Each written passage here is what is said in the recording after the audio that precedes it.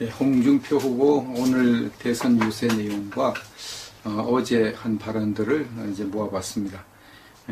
그 포천 쪽에 가서 이제 유세를 했는데 거기 가서 다음과 같이 말했습니다.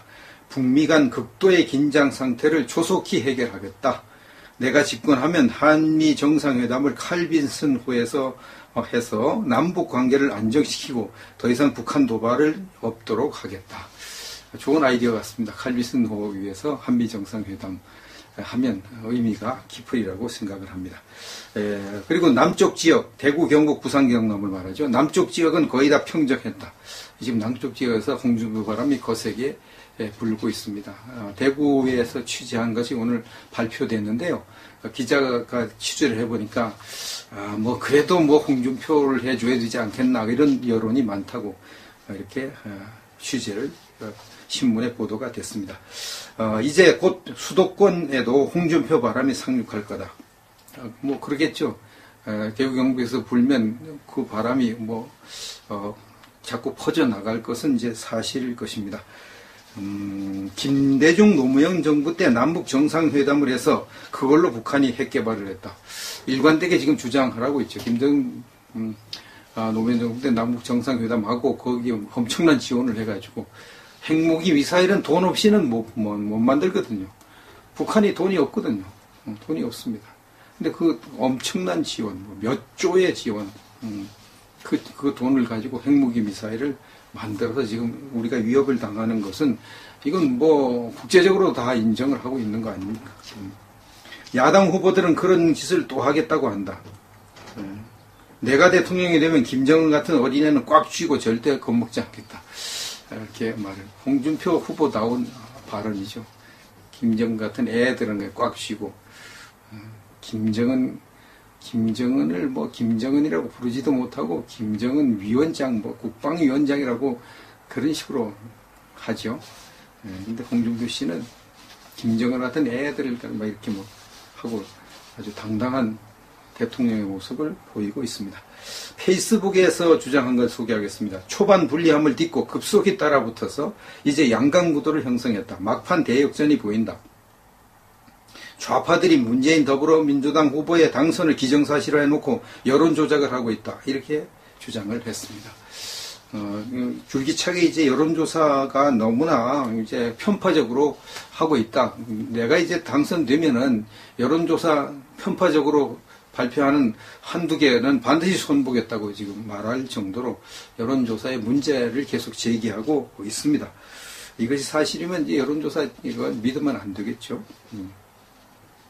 그리고 이제 전국에 이제 새로운 현수막을 배포를 했는데 거기에 보면 임시직 경비원의 아들, 까막눈 엄마를 둔 아들도 대통령이 될 수 있는 나라 꼭 만들겠습니다.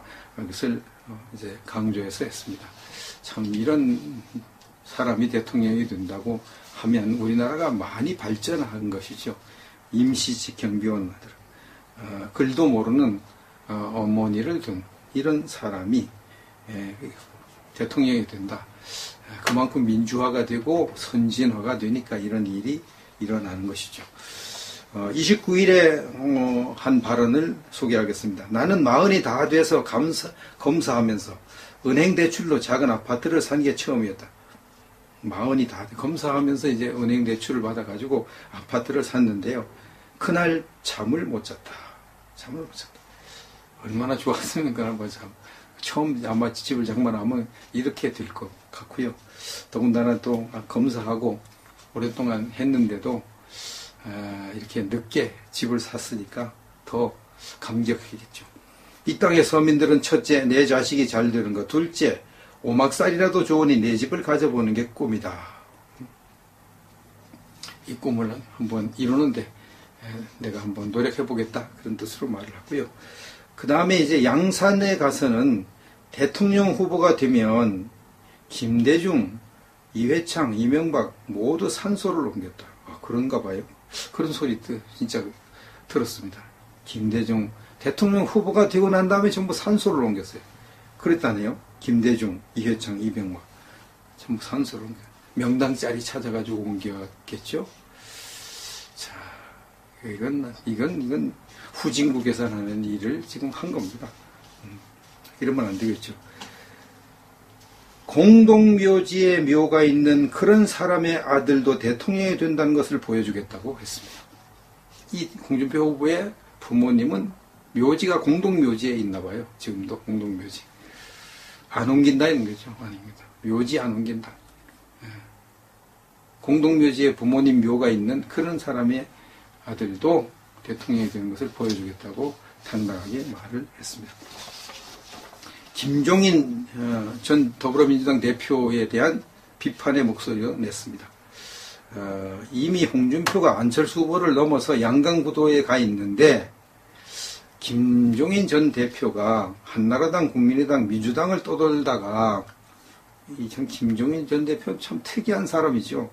한나라당에 가서 대통령 후보 뭐 이렇게 하는데 하고 국민의당에 가서 또 이렇게 하고 이제 민주당에 하고 민주당 갔다 이제 국민의당하고 손잡았죠. 참 특이한 사람입니다. 이 김종인 씨가 공동정부 운운하며 보수 우파 정권의 동력을 약화시키려고 한다. 공동정부 한다는 것은 우파와 공동정부를 한다고 안철수 밀어달라고 지금 하고, 그래서 좌파 쪽인 호남표도 없고 우파 쪽인 영남표도 없고 그런 계산으로 지금 하고 있습니다. 그래서 많은 우파 사람들이 안철수 찍어줄까 지금 그러고 있는 거죠. 공동정부 한다고 그러니까 거기에 지금 마음을 두고 있습니다. 그런데 이제 이것은 우파인 정통 우파인 홍준표의 동력을 약화시키려는 책략이다. 1, 3번 후보는 일란성 쌍둥이다. 문재인 안철수는 일란성 쌍둥이라고 그랬습니다. 이념이 다른 정당과 선거연대할 필요가 없다.